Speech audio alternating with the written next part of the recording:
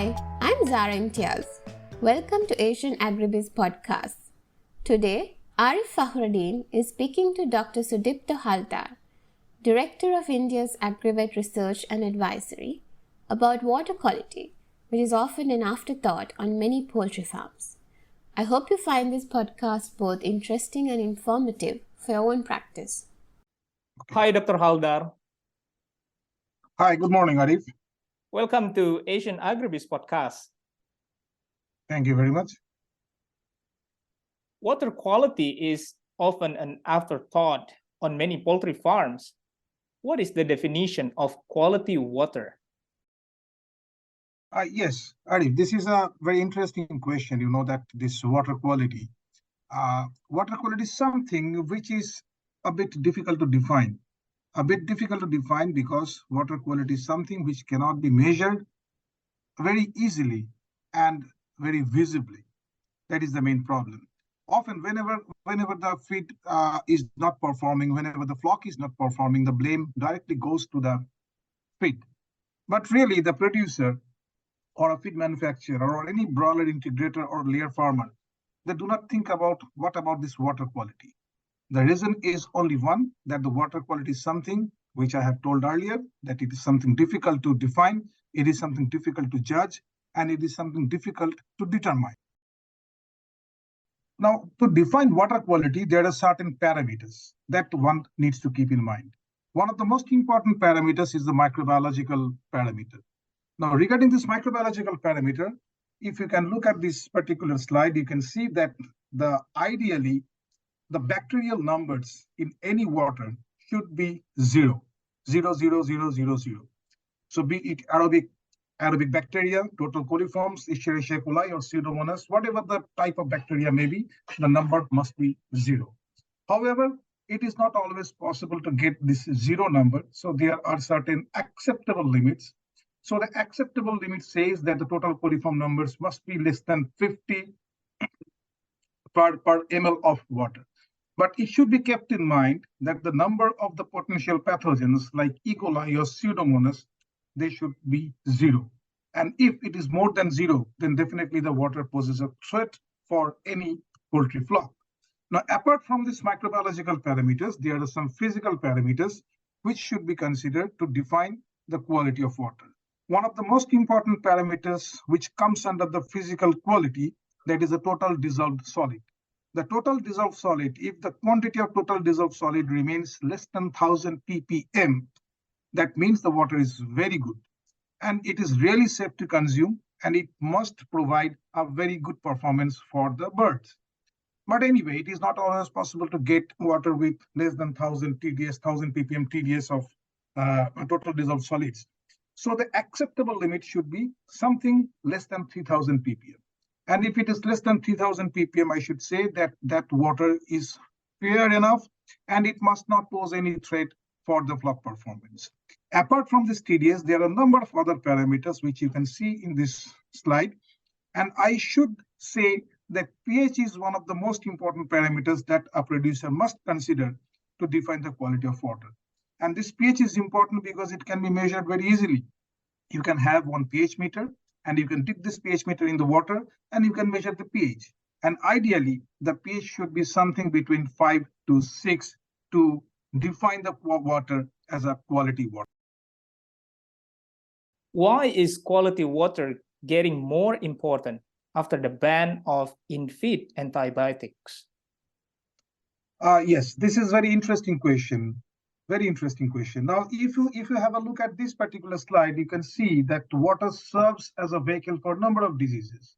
These diseases include the bacterial diseases, viral diseases, as well as some fungal diseases. Now, out of these bacterial diseases, you can see that colibacillosis, which is caused by Escherichia coli, cholera, which is caused by Pasteurella, and fowl typhoid, which is caused by Salmonella gallinatum. These are the most important diseases which are going to be transmitted from one bird to another by water. Most of the cases, the route of contamination is the fecal-oral contamination. This fecal-oral contamination means that if a bird gets infected by any of these diseases and its feces contaminates the water which other birds are consuming, then the possibility of other birds in the same flock to get that disease becomes very high. So to control this, we need some treatment or we need some prevention. If antibiotics are used in feed, in that case, it provides some sort of blanket protection to the birds when the birds, though exposed to these bacterial infections, may get some protection to show the manifestations. Now, when the antibiotics are completely withdrawn from the feed, in that case, that window becomes opened. So if the bird consumes water which is contaminated with any of these organisms, the bacteria particularly, then the bird becomes exposed to that infection. It becomes vulnerable to that infection. So whenever the antibiotics are altogether withdrawn from the feed, then definitely the chance of infection with these bacterial species becomes very high. So under the conditions when the antibiotics are altogether banned, in that case, the water quality becomes more important, because without this quality water, it will always a problem to sustain the performance of the flock in long run. What are the negative impacts of birds not drinking quality water? Well, as I said, that it is difficult to define the quality of the water, but we should keep in mind about the microbiological parameters as well as some of the physical parameters of the water, which should be considered as ideal for providing good performance of the flock. Now, we must keep in mind one thing, that water is not a very good media for the bacteria to grow. But at the same time, it is very important to understand that the water provides a condition which helps the pathogens to live there for a long period of time. As a result, if a particular source of water gets contaminated with a particular bacterial species, in that case, that particular bacteria will remain there for a long period of time.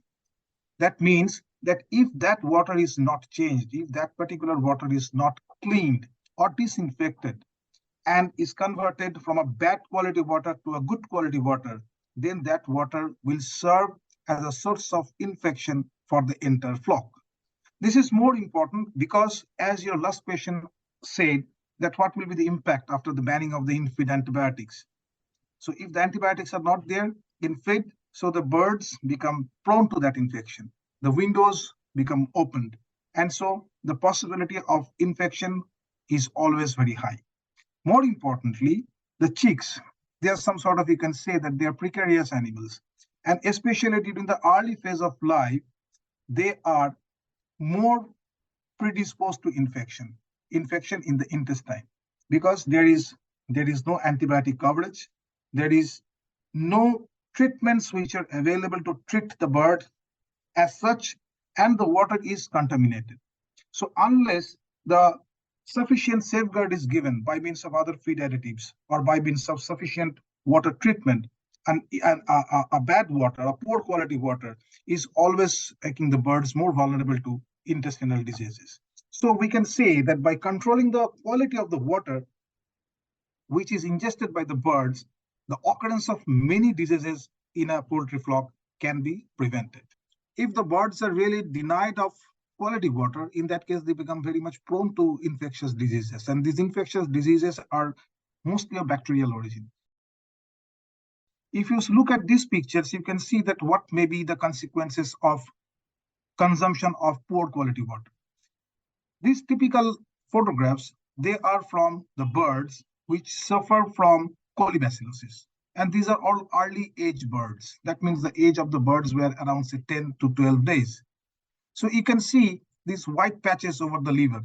So this is a typical symptom of E. coli infection, and that E. coli came from water only.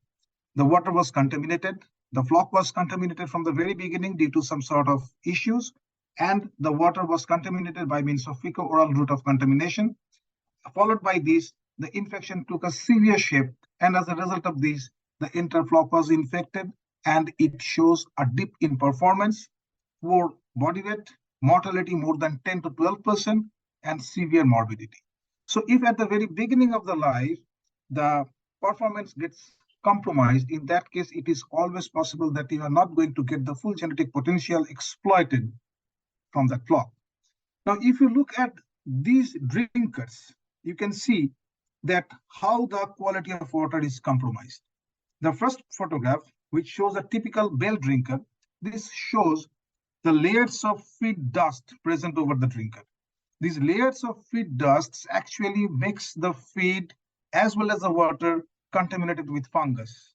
If fungal contamination is there in the feed as well as the water in a moist climatic condition, in that case, whenever the birds consume this contaminated feed as well as the contaminated water, they become prone to fungal diarrhea. In many broiler farms particularly, you will find that there is a symptom called shooting diarrhea. The birds are showing symptoms of diarrhea, which comes out just like a bullet. And this particular symptom is just because of this fungal diarrhea. And one of the reasons for this fungal diarrhea is this contaminated drinker. The presence of the feed dust, moist environmental condition, this makes the entire thing very much conducive for the fungal growth. And as a result, the birds get infected and they show this type of symptoms.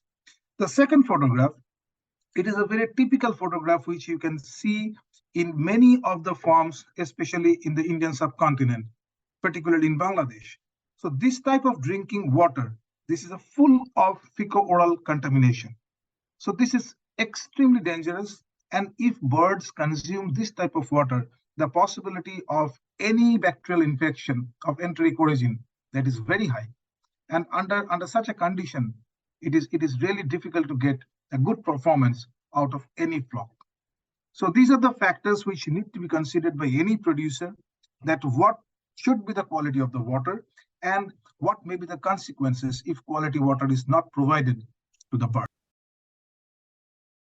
What should producers do to supply quality water to their birds? Improving water quality, there are a number of ways by which a producer can improve the water quality.